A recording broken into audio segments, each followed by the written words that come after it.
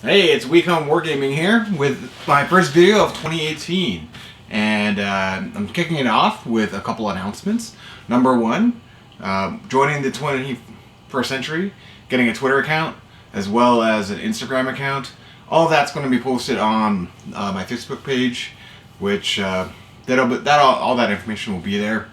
Also, some exciting content that's going to be coming out soon is raw footage from the Lords of War tournament in early December. Now, this is a very small tournament. This was out in Oakville, Chris Sly's store, and it was just like four of us there, but it was a good time, and the guys all played different armies, and we had a good time there. I'll just give my brief recap right now. Essentially, I played my first game was against a Blades of Khorne army, and he was running a murder host as well as a Council of Blood, which was very interesting. I've never played against a Council of Blood.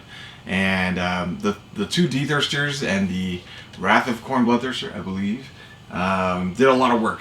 Now, unfortunately, the video, I just finished processing it, but I didn't realize that the audio at the time wasn't working very well. So I've tried to amp it up as much as possible, but then when you do that, it gets really noisy. So I mean, it's kind of your call if you want to watch it or, how well you want to hear in on what happens.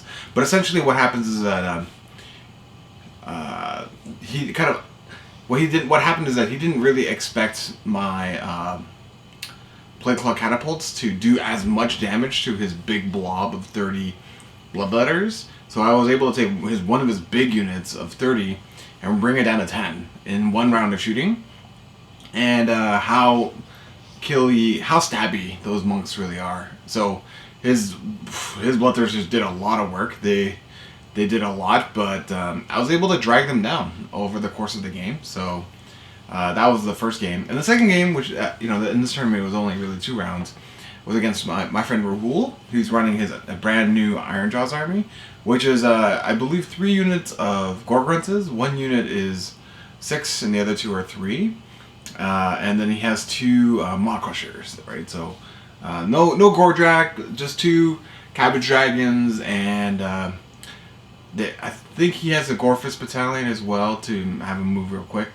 Don't quote me on that, but that game actually the audio was fine, so you can listen in on that. The recap of that is really because I really learned a lot in this game, which is that he was able to really tie me up, and then because my screener unit of monks was so thin that it's really hard to really bring much to bear when you're so thin and spread out. So he exploited that, right? Like, he pinned 2 ends of the screener unit with Gorgruntas and then shot the big unit of 6 down the middle. And I couldn't really deal with any of the 3. Like, I was dragging down here and there, but the problem is by the time I had even dealt with all of them, the 2 Maw Crushers had already come in and taken a flank out, and then just were doing crazy number of more wound damage, and it was pretty nasty to deal with. So suffice to say, I did win against the Khorne army, but I took a big loss against the Ironjaws. So Rahul actually he had won both games. He won against Diogo's Stormcast, which he had been borrowing from the store, and then he beat me, so then he won for that tournament. The other thing is that's going to be posted soon is a game I had against Bassam. He's a brand new Kharadron Overlords player, but he's been playing Dwarves forever.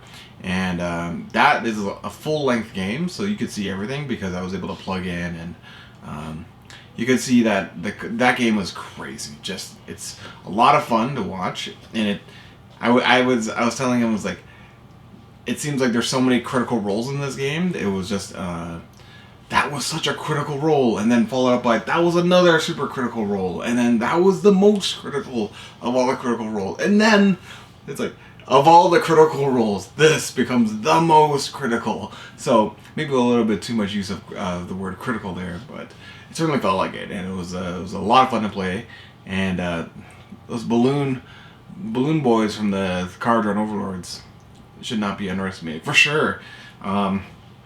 They do a lot of damage, but what shouldn't be underestimated is how hitty plague monks are, right? They come out and they'll drag you down. He was saying that when I got the double turn on him and it looked pretty bad, had he not got the double turn back, he was ready to tap because he was like, oh my god, I got to deal with 40 more plague monks just like all in his grill, just killing all of his units. He's like, that would have made a big difference. But I think you should definitely watch that game. That game was a lot of fun.